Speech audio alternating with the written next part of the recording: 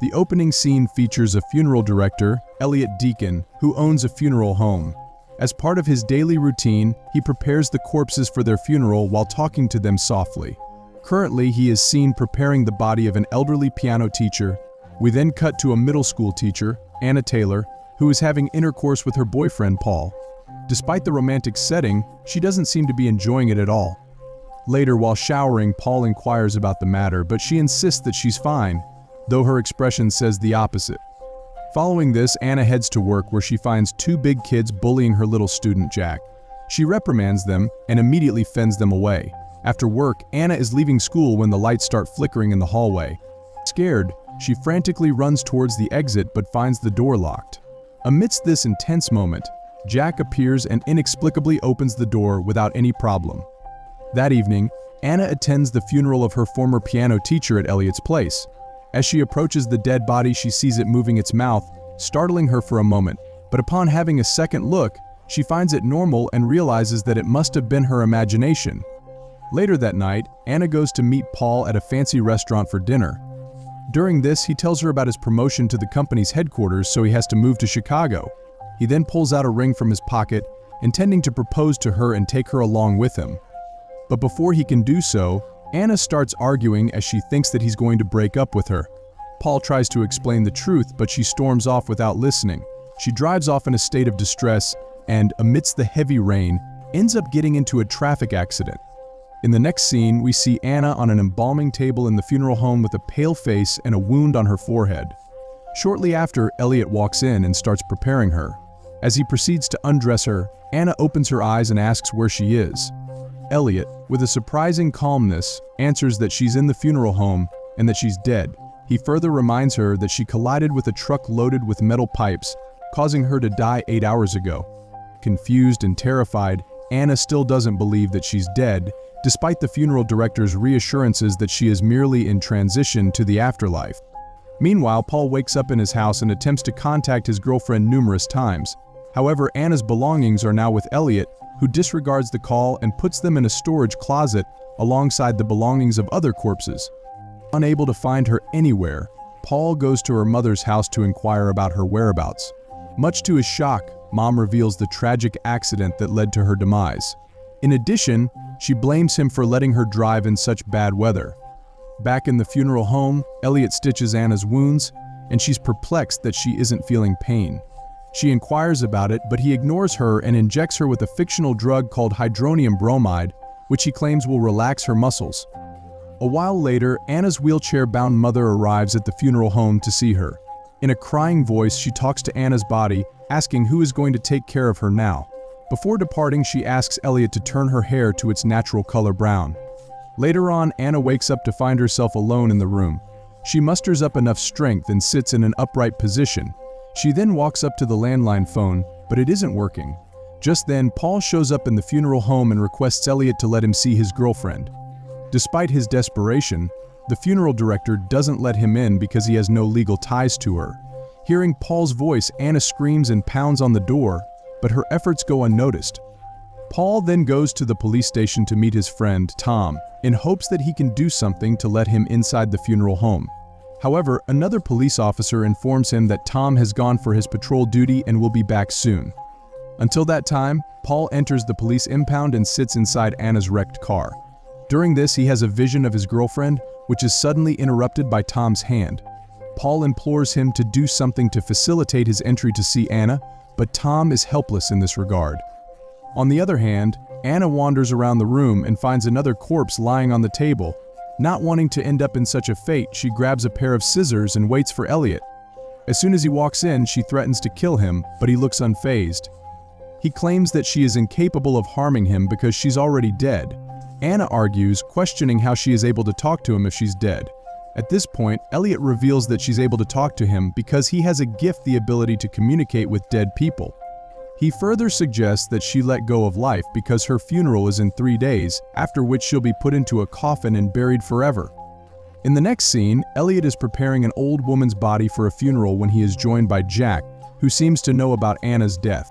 The boy asks about his teacher, to which Elliot replies that her funeral is on Friday and asks him to leave for now.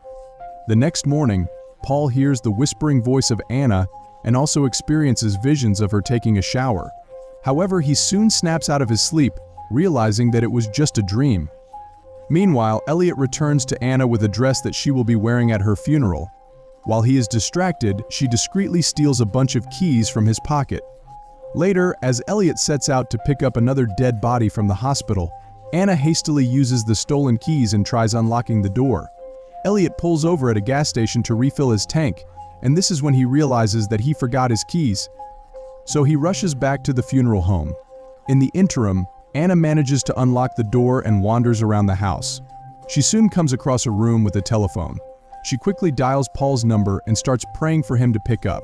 After a long ring, he picks up the call but soon hangs up, thinking that it's another hallucination. Just then, Elliot finds her and lets her see her corpse-like self in a mirror. This finally makes her believe that she has actually died. At the same time, Jack, who is standing right in front of the house, notices Anna, leaving him in shock. Additionally, another suspicious event transpires. Anna sighs in front of the mirror, causing her breath to fog it. However, Elliot cleverly wipes it off before she sees it. Now that she is convinced of her death, Anna stops resisting Elliot's preparation of her body and doesn't give any importance to what he administers to her. On the following day, Paul goes to Anna's school to collect her belongings. When he's about to leave, he is greeted by Jack, who tells him that he saw Anna in the funeral home wearing a red dress yesterday. Paul doesn't believe him and asserts that she is dead. But when the boy claims that he doesn't love her enough, Paul becomes so angry that he slaps him in front of everyone. At the funeral home, a police officer arrives to see the dead body of his brother, who is kept in the same room as Anna. He then asks Elliot to leave him alone with his brother for a few minutes. As the funeral director leaves, the officer's true intention becomes apparent as he approaches Anna's naked body. But just when he's on the verge of touching her, Elliot walks in and asks him to leave. Afterwards, Jack revisits the funeral home and confides in Elliot about what he saw the other day. In response, Elliot calmly replies that they both share the same ability to communicate with deceased individuals. On his way home, Paul suddenly recalls the red dress Anna wore in the morning before she died. This raises his suspicion that his girlfriend might still be alive. He rushes to the funeral home, demanding to see her, but Elliot refuses. This time, Paul ignores him and breaks in, calling out for Anna. He continues searching for her until the funeral director threatens to summon the police. Paul then goes to the police station and tells Tom that his girlfriend is still alive. He further speculates that Anna has been sedated with some high dose of drugs, slowing down her heartbeat to the lowest point. However, his friend doesn't believe him as he doesn't have any evidence to back up his claim. Later on, Elliot dresses Anna in her funeral attire while the two have a deep conversation. She confesses that she was never happy with her life and wasn't able to love Paul wholeheartedly. However, now, she regrets everything. The scene then cuts to the day of the funeral, where Elliot places Anna in the coffin. As he prepares to inject her with another dose of drugs, she asks to see herself for one last time. He then holds up a small mirror, and while she stares at herself, she notices her breath condensing on the glass. This makes her realize that Elliot has been lying to her the entire time and that she isn't dead yet. In a state of panic, she tries to fight, but Elliot administers the drugs, rendering her unconscious. Later, everyone gathers in the funeral hall to pay their final respects to Anna. A short while later, Paul also shows up and places the engagement ring on her finger. During this time, her lips and eyelids move a little, so Elliot nervously decides to close the coffin. After it is buried in a graveyard, the devastated Paul starts drinking heavily.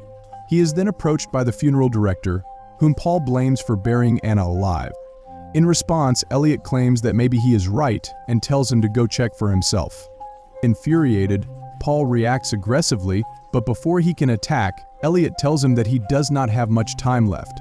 Sensing the urgency of the situation, Paul drives towards the graveyard at full speed. Meanwhile, Anna wakes up inside the coffin and frantically screams for help as she slowly runs out of oxygen. Despite being under the influence of alcohol, Paul dodges several vehicles on the highway. He then arrives at the graveyard and quickly digs up Anna's coffin, taking her out. He somehow manages to revive her, after which she confesses her love for him.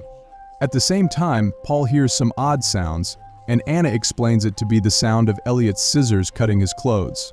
The next second, Paul finds himself in the funeral home, with Elliot standing over him, preparing his body as he did Anna's.